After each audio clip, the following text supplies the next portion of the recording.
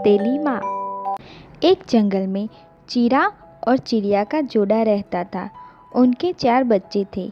उनमें से 3 की असमय मृत्यु हो गई और एक बच गया। उसका नाम चीकू था। वह अभी उड़ने लायक भी नहीं हुआ था। चीकू, मेरे बच्चे, तुम घोंसले में ही रहा करो। बाहर की दुनिया बड़ी खतरनाक है, बड़ा धोखा है। जब तुम उड़ने लायक हो जाओगे तब मैं तुम्हें बाहर जाने दूंगी। एक दिन उसकी चिड़िया माँ बीमारी का शिकार हो गई। वो ठीक से हिलडुल भी नहीं पा रही थी। अपने चीकू की चिंता में वह रोए जा रही थी। बेटा, तुमने कुछ खाया भी नहीं है, मैं बाहर भी नहीं जा सकती। तुम्हारा बाप न जाने कहाँ चला गया है। मुझे तुम्हारी बड़ी चिंता हो रही है। माँ, मेरी चिंता मत करो, बस तुम ठीक हो जाओ। मैं तुम्हारे लिए खाने का इंतज़ाम करूँगा। बेटा, मुझे भूख नहीं है। तोता काका से कह दूंगी, वे तुम्हारे लिए कुछ खाने की व्यवस्था कर देंगे। माँ, बापू को कोई चिंता नहीं है। बेटा, चिंता होती तो इस समय हमारे पास होते। इतने में चिड़िया ने तोते को देखा और बुला लिया। तोता भाई, मेरी तबीयत ठीक नहीं है, बुखार है। चीकू भूखा है, उसे कुछ खिला दो, मुझे भूख नहीं है। ठीक है बहन, मैं कुछ दवाई और खाने का सामान लाता हूँ। कुछ देर के बाद तोता दवाई और खाने का सामान लेकर आ गया। चिड़िया बहन, दवाई और खाने का सामान लाया हूँ। चीकू को भी खिला दूंगा, तुम भी खाकर दवाई खा लो। काका, माँ सो रही है, रात भर जगी थी। इन्हें सोने दो, जब नींद खुलेगी तो खिला दूंगा और दवाई भी पिला दूंगा। ये कभी दिन में सोती नहीं, शायद बीमारी की वजह से नींद आ गई है। तुम इसे कुछ खिलाकर दवाई जरूर से पिला देना। तुम्हें भूख लगी है, खा लो। तोता काका के जाने के बाद चीकू ने कुछ दाने खाए और कुछ रख दिए। माँ, आज तुम्हारी तबीयत ठीक नहीं है तो मुझे भी कुछ खाने का मन नहीं हो रहा है।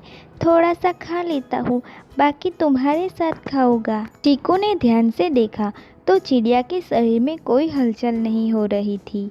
वह चिंतित हो गया। उसने जगाने की कोशिश की। चिड़िया ने सर उठाया लेकिन ठीक से बोल नहीं पा रही थी। मेरे बच्चे, तुमने खाना? हाँ, मैंने खा लिया है। तुम भी उठो, तुम्हें भी खिलाता हूँ। दवा भी खानी पड़ेगी। बेटा, अब मुझसे बोला नहीं। तुम अपना ख्याल, मैं अब नहीं। माँ, ऐसा क्यों कह रही हो? तुम्हें कुछ नहीं होगा। खाना खाकर दवाई खा लो। चलो उठो ना, हिम्मत दिखाओ। चिड़िया कोई जवाब नहीं दे पाई और उसने हमेशा हमेशा के लिए आंखें मूंद ली। चीकू समझ गया कि माँ अब इस दुनिया में नहीं रही।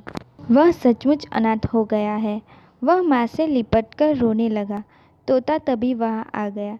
उसने चीकू को समझाया और सहारा देने की पूरी कोशिश की। माँ नहीं है तो कुछ भी नहीं है। मेरे सारे सपने चूर चूर हो गए। अब मैं किसे माँ कहकर पुकारूंगा? वह सबसे प्यारी आवाज़ जो मेरे कानों में मिश्री खोल देती थी, अब मैं कभी नहीं सुन पाऊंगा। माँ, तुम्हारे बिना भी जीकर मैं क्या करूँ? माँ। चीकू बहुत उदास बैठा था। शाम को चीकू का बापू आ गया। उसने थोड़ा शोक जताया और फिर आराम से घोंसले में जाकर बैठ गया। दूसरे ही दिन बापू एक नई ही चिड़िया पत्नी को घर लेकर आ गया। चीकू को बहुत आश्चर्य हुआ। ये तुम्हारी नई माँ है, तुम्हें इनके कहे अनुसार काम करना है। ठीक है बापू। चीकू को बड़ा दुख हुआ, लेकिन वह कर भी क्या सकता था। उसकी नई चिड़िया माँ ने धीरे धीरे सताना शुरू कर दिया। वह उसका बिल्कुल भी ध्यान नहीं रखती थी। वह उससे बाहर जाने को कहती थी। चीकू डरता था। एक दिन सौतेली चिड़िया माँ चीकू पर खफा हो गई। जब देखो घोंसले में पड़ा रहता है, जा बाहर की दुनिया देख, उड़ना सीख ले। जब तक उड़ना नहीं आएगा तब तक मुझे अपनी शक्ल नहीं दिखाना। चीकू बेचारा घोंसले से बाहर चला गया। उसे बिल्कुल उड़ना नहीं आता था। वह दुबक कर दूसरी डाली पर जाकर एक कोने में बैठ गया। रात हो गई। उसकी हिम्मत घोंसले में वापस जाने की नहीं थी। चीकू को डर लग रहा था। कुछ कीड़े मकोड़ों की आवाज़ आ रही थी। हे भगवान, मैं क्या करूं? कहाँ जाऊं? अरे, डाली पे किसी जानवर के चलने की आवाज़ आ रही है। अरे बाप रे, सांप! बचाओ, बचाओ! एक जहरीला नाग उसके पास पहुंच ही रहा था कि बीच में उल्लू आकर बैठ गया। अबे ए सांप के बच्चे, इस अकेले बच्चे को देखकर तुम अपने आप को टिस मार खा समझ बैठा। भगवान ने दुनिया में शेर पर सवा शेर बनाया है। अरे उल्लू भाई, तुम्हारी मेरी कोई दुश्मनी नहीं है।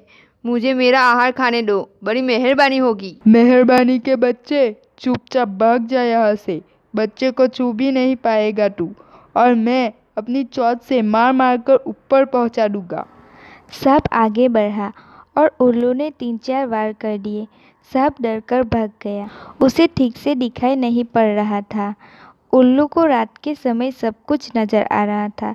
सांप जब पेड़ के नीचे उतर गया तब चीकू के जान में जान आई। अरे बच्चे, रात के समय बाहर बैठकर क्या कर रहे हो? जाओ, अपने घोंसले में जाओ।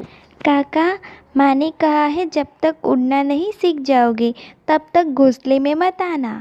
ऐसी कौन सी माँ है जो अपने बच्चे को रात में बाहर कर देती है? चलो मेरे साथ मेरे घोंसले में। खाने के साथ आराम करने को भी मिलेगा। हम उल्लू रात को जागते हैं। तुम तो उल्लू नहीं हो। उल्लू चीकू को अपने घर में ले गया और उसे सुला दिया। सवेरे बहुत देर के बाद चीकू की नींद खुली तो उसके सामने उसका भोजन तैयार था। लो बेटा, खा लो। सूरज सर पर आ गया है। तुम चिंता मत करो। कुछ दिन मेरे साथ रहो, फिर उसके बाद तुम उड़ने लायक हो जाओगे। मुझे तो दिन में ठीक से दिखाई नहीं पड़ता, रात में देख सकता हूँ, इसीलिए मैं रात को ही उड़ता हूँ। तुम्हें दिन में तोता काका उड़ना सिखा देंगे। नई चिड़िया माँ ने चीरा को कुछ अलग ही कहानी सुना दी। चीरा ने सोचा अब वो अपनी मर्जी से उड़कर कहीं चला गया है। पंख आने के बाद वह इस घोंसले में रहकर क्या करेगा? कहीं बाहर जाएगा तो अपना नया घोंसला बनाएगा। उधर कुछ दिनों बाद चीकू तोता काका से उड़ना सीख रहा था। वह बड़ा भी हो रहा था। 2 दिन में वह बड़ी अच्छी तरह से उड़ना सीख गया। तोता काका के कहे अनुसार उसने अपने लिए एक बहुत सुंदर और सुरक्षित घोंसला बना लिया। उसने खाने का भंडार भी इकट्ठा कर लिया।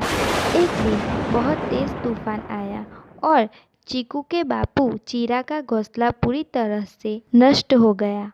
बापू चीरा और चिड़िया माँ पूरी तरह से बेघर हो गए। वह एक पेड़ पर बैठकर सोच में पड़े थे।